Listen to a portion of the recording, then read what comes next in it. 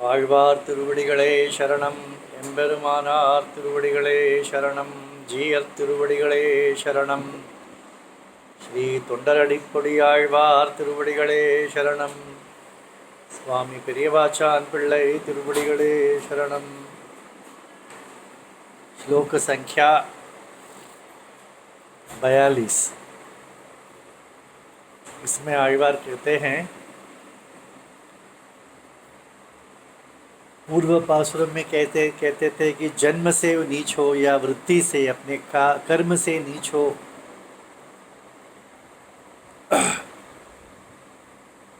परंतु यदि उसमें मेन पुरुल पासुर में कहा हुआ ज्ञान में है तो भगवान ही उपेय है। ऐसा भगवान का कैंकर्य ही परम प्रयोजन है, परम पुरुषार्थ है। इस ज्ञान से जो युक्त है, ऐसे व्यक्ति यदि जन्म से या कर्म से नीच भी हो, परंतु ऐसे व्यक्ति को जन्म से और वृत्ति से श्रेष्ठ जो व्यक्ति हैं वो सब इनकी भगवान की समान पूजा करनी चाहिए। उनके लिए ये भगवान के समान पूज्य है, इसीलिए उनको ज्ञान दे सकते हैं, उनसे ज्ञान ले सकते हैं। देना चाहिए, ऐसा कहा कहते हैं। ऐसे देने के लिए, लेने के ज्ञान देने के लिए, लेने के लिए योग्य है। ऐसे महानुभाव जो जन्म और कर्म से नीच है परंतु ज्ञानवान हो तो उनसे वे पूज्य हैं। किसके लिए? जो जन्म और वृत्ति से श्रेष्ठ है उनके लिए। ऐसे आழ்वार कहते हैं, ऐसे भगवान कहते हैं, ऐसा आழ்वार कहते हैं। विழுதிலா உள்கலாற்று பலசதுப்பேதி மார்கள் விழிகுலத்தவர்களேலும் அடியார்களாகில் உள்மினி கொடுமின் கொள்மின் என்று நின்னோடு மொக்க வழிபடருளினாய் போல் மதில் திருவரங்கத்தானே। पழுदिला उळ्घलाற்று, जो ब्राह्मण्य है वो ब्रह्मा जी से आरंभ होता है। तो ब्रह्मा जी से उस परंपरा में आए हुए ब्राह्मण उस वंश परंपरा में, वंश प्रवाह में आए हुए ब्राह्मण, क्योंकि परंपरा में कोई दोष नहीं है, उनके आचार अनुष्ठान में दोष नहीं है। ब्राह्मण्य के अनुसार उनका आचार है और जन्म भी, परंपरा भी श्रेष्ठ परंपरा है।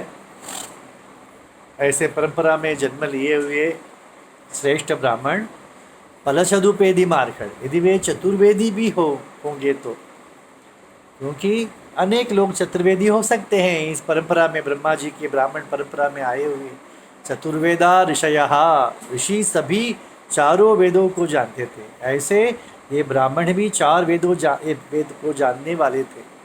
ऐसे यदि होंगे ऋषि के समान, ऋषि तुल्य यदि ब्राह्मण होंगे, इळिगुलत्तवर्गेलेलुम, तो अत्यंत नीच कुल में या जाति में जन्म लिया हो अन्य व्यक्ति, परंतु ये व्यक्ति कैसे है ये परंतु बहुनाम जन्मनाम अन्ते ज्ञानवान माम प्रपद्यते, ऐसे भगवत गीता में कृष्ण ने कहा है कि बहु जन्म में पुण्य कर्म करने से एक जन्म में उन्हें ये ज्ञान प्राप्त होता है। तो यदि ऐसे ज्ञान प्राप्त हुआ होगा व्यक्ति, वो तो नीच जन्म में, नीच कुल में जन्म नहीं लेगा, क्योंकि बहुत पुण्य किया है तो इसलिए तो ये ज्ञान हुआ है। तो पुण्य करने के पश्चात नीच जन्म कैसे प्राप्त होगा? परंतु यदि ऐसा हो भी गया तो, जैसे विदुर धर्मव्याध आदि बड़े ज्ञानी चतुर्थ वर्ण में जन्म लिए थे कि नहीं, ऐसे यदि वे ऐसे होंगे तो भी एम मडियारिलागिल, परंतु वे असाधारण, मेरे और उनके संबंध बीच मध्य में जो असाधारण संबंध है, यदि वो उसे जानते हैं और उस जानने के अनुसार, उस ज्ञान के अनुसार अनुष्ठान करते हैं। क्या जानना है? भगवान स्वामी है, मैं दास हूँ, शेषी है, शेष है, शेष का वृत्ति क्या है, कैंकर्य करना है, स्वामी को रिझाना है। तो ये ज्ञान और अनुष्ठान, सिर्फ ज्ञान से पर्याप्त नहीं है, अनुष्ठान में आना चाहिए। और भगवान भी इन्हें अपना मानते हैं। भगवान समझते हैं इनके लिए तो मैं ही सब कुछ हूँ, ऐसा भगवान मानते हैं, भगवान भी मानते हैं इनके लिए उपाय मैं ही हूँ। और इसी प्रकार ये भी एक ज्ञानी भी मानते हैं कि हमारे लिए भगवान ही सब कुछ है। ऐसे, परंतु जाति उनका जन्म जिस जाति में हो गया है, ऐसे होने पर भी तुम चतुर्वेदी ब्राह्मण हो, आचार अनुष्ठान से युक्त हो, तुम्हें क्या करना चाहिए? तुयुमिनीर, आप उनकी पूजा कीजिए। एतएव सताम दमहा, देखिए 3 प्रकार का गर्व होता है, 3 प्रकार का ये गर्व होता है, विद्या गर्व, धन गर्व, जाति गर्व। साधारण मनुष्य के लिए ये 3 विषय गर्व का विषय होता है, परंतु संतों के लिए ये विषय दमन का विषय, दमन के लिए होता है। क्योंकि जो संत होते हैं ये मैं ब्राह्मण हूँ, मैं बड़ा बहुत जानता हूँ, बड़ा विद्या प्राप्त की है, मैं बहुत धनवान हूँ, ऐसे संत जो ज्ञानी है वह ऐसा गर्व नहीं करते उससे। तो ऐसे आप चतुर्वेदी होकर भी आप में गर्व नहीं है विद्या का, धन का, आचरण का, अनुष्ठान का, ऐसे आप उसके उस ज्ञानी व्यक्ति के चरणों में गिर पड़िए। कालेष्वपि च सर्वेषु दिक्षु सर्वासु चाच्युत शरीरे च गतौ चापि वर्तते मे महद्भयम्। क्योंकि हे अच्युत, सभी पुण्य काल में, सभी दिशाओं में, सभी क्षेत्रों में, शरीर के पश्चात गति में मुझे भय होता है, ऐसा कहा गया है। क्यों? कि शास्त्र वचन में जो कहा है कि भगवान का निरहेतु कृपा ही हमें अभय प्रदान करने वाला है, हमारे साधन जो हमारे द्वारा किए हुए साधन है वो अभय प्रदान नहीं करेंगे। इस ज्ञान से युक्त है चतुर्वेदी, हे ब्राह्मण, ऐसा बुलाते हैं, संबोधन करते हैं। ये ब्राह्मण वर्ग, आप आपके पास विद्या, धन, अभिजाति का गर्व नहीं है, आपको अन्य साधनों से भय भी है, भगवान का ऐसे ज्ञान युक्त है आप, तो आपको क्या करना चाहिए? उनकी आराधना कीजिए। जो जन्म से नीचे है परंतु ज्ञानी है, उनकी आराधना कीजिए। परस्पर नीच भाव, वैकुंठ स्तव में पुरतायवान कहते हैं, कैंकर्य नित्य निरतैः भवदेक भोगैः नित्य अनुक्षण नवीन रसाद्र भावैः नित्याभिवांछित परस्पर नीच भावैः मद्दैवतैः परिजनैस्तव संगसिया। पुरतायवान प्रार्थना करते हैं वैकुंठ स्तवर में कि वैकुंठ में कैंकर्य में ही सदा निरत है, ऐसे लोग भगवान को ही भोग मानते हैं। प्रत्येक क्षण नवीन नवीन रस का अनुभव करते हैं। वैकुंठ में एक ऐसा है, प्रत्येक क्षण वर्तमान है, न भूत है न भविष्य है, प्रत्येक क्षण वर्तमान है, ऐसा अनंत काल वर्तमान है।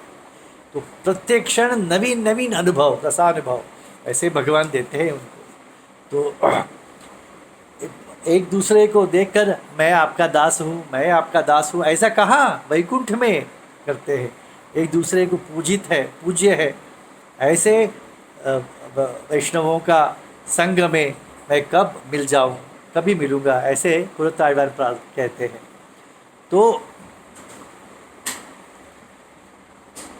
हमारे लिए परस्पर नीच भाव होना चाहिए, दास भाव होना चाहिए कि नहीं। परंतु ये ब्राह्मण जाति, उच्च जाति के लोगों के लिए वो वो भाव नैचानुसंधान जो कहते हैं, नीच भाव, विनम्रता, वो नहीं होती है, कठिन है उनके लिए, परंतु अन्य लोगों के लिए वे स्वाभाविक है। तो यदि आप भी, ब्राह्मण से कहते हैं, यदि आप भी उनकी पूजा करेंगे तो आपके मन में जो अहंकार का भाव होगा वह भी नष्ट हो जाएगा। अहंकार के भाव से आपको पुनः पुनः संसार में आना पड़ेगा, परंतु ऐसे वैष्णवों को आराधना करने से आप में भी वो दुराभिमान जो है वो नष्ट हो जाएगा। ऐसे एक नीच जन्म का व्यक्ति श्रेष्ठ जन्म ब्राह्मण का रक्षक कहाँ बना है? ऐसा कभी कभी हुआ है पूर्व भूतकाल में? तो कहते हैं कैशिक एकादशी के समय कैशिक उसने क्या किया था, अपने भगवान के प्रति जो भजन गाया था, उस भजन का एक राग का फल को उस ब्रह्म राक्षस कौन है? ब्राह्मण है। कर्म करते समय कुछ च्युति हो गई, उसे त्रुटि हो गई, इसलिए ब्राह्मण राक्षस बन गया, इसलिए ब्रह्म राक्षस हो गया। तो उसके ब्रह्म राक्षस भाव से उसे मुक्ति दिलाई किसने? ये कैशिक ने। तो ऐसे हीन जन्म व्यक्ति भी श्रेष्ठ जन्म व्यक्ति का रक्षक बन सकता है। तो आपको क्या कहना? आराधना करना है, उसके पश्चात क्या करना है? कोल्मिन। यदि उन्होंने आपसे कुछ ज्ञान की अपेक्षा की तो आप उन्हें ज्ञान का उपदेश कीजिए, ज्ञान दीजिए, प्रदान कीजिए, और आप भी उनसे ज्ञान स्वीकार कीजिए। कृतार्थ हो जाइए, कहते हैं आचार्य के। देखिए कैसे शब्द वापरते हैं। आप उनको ज्ञान दीजिए, यदि वो अपेक्षा करते हैं, उनसे ज्ञान पाकर आप अपने को कृतार्थ मान लीजिए। देखिए इस जन्म में हम जाति के आधार पर कुछ संबंध बनाते हैं, कुछ गुणों के आधार पर कुछ संबंध बनाते हैं। वो शरीर से संबंधित संबंध है। वो शरीर मिट गया तो जाति मिट गई, तो वो संबंध भी मिट गया। तो इस प्रकार पानी जल के ऊपर कुछ दिखते हैं तो क्या वो स्थिर रहता है? वो तो मिट जाता है, दिखते समय ही मिट जाता है। तो इसी प्रकार तो जल पर दिखने जैसे सब अशाश्वत अनित्य है। हमारे गुण या जाति के आधार पर जो संबंध हम बनाते हैं, परंतु ये क्या है? हमारे आत्मा से आत्मा का संबंध है। तो ये हमारे आत्मा जैसे नित्य है, ऐसा हमारा ये संबंध भी नित्य है। என்று நின்னோடு மொக்க வழிபட அருளினாய்। तो फल प्रदान करने वाला भगवान ही है। भगवान ही, आपने तो ये कहा था ना, ऐसा भगवान से परिपरिमाल से कहते हैं आழ்वार, ये तो आपने ही कहा था, इसमें संशय कैसे हो सकता है?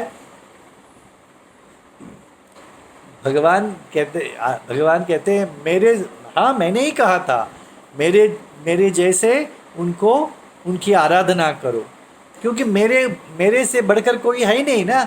होता तो मैं कहता था उनके जैसा उनकी आराधना करो, पर मेरे से ऊपर कोई नहीं है, इसलिए मेरे जैसा तो भी उनकी आराधना कीजिए, ऐसा भगवान ने कहा है। गरुड़ पुराण में कहा है, मद्भक्त जन वात्सल्यम। ये सब 8 गुण कहते हैं। मेरे भक्त के प्रति वात्सल्य, भक्तों के प्रति वात्सल्य, मेरे आराधना में रुचि, दूसरों को यदि आराधना करना है मेरी, तो भगवान कहते हैं तो उसे भी प्रोत्साहित करते हैं। उसे मेरे विषय में आडंबर रहित रहते हैं, मेरे कथा को सुनने में आनंद होता है जिन्हें। मेरे विचार भगवत विषय मेरे विचार करते ही गदगद हो जाते हैं, आंखों के अश्रु विमोचन करते हैं, रोमांच हो जाता है, सदा मेरे चिंतन में रहते हैं। मेरे पास अन्य कोई किसी प्रयोजन की अपेक्षा नहीं करते हैं। ऐसे जो 8 गुण हैं जिनमें है, यदि वह व्यक्ति म्लेच्छ भी हो, वही ब्राह्मण श्रेष्ठ है, वही श्रेष्ठ ब्राह्मण है, वही मुनि है, वही धनवान है, वही पंडित है। उसे ज्ञान उपदेश कीजिए और उससे ज्ञान प्राप्त कीजिए और उसे मेरी जैसे ही उसकी पूजा कीजिए। ऐसा कौन कहते हैं? भगवान कहते हैं गरुड़ पुराण में। तो आयवार कहते हैं आपने ही कहा था, इस रहस्य को आपने अपनी कृपा से कहा था।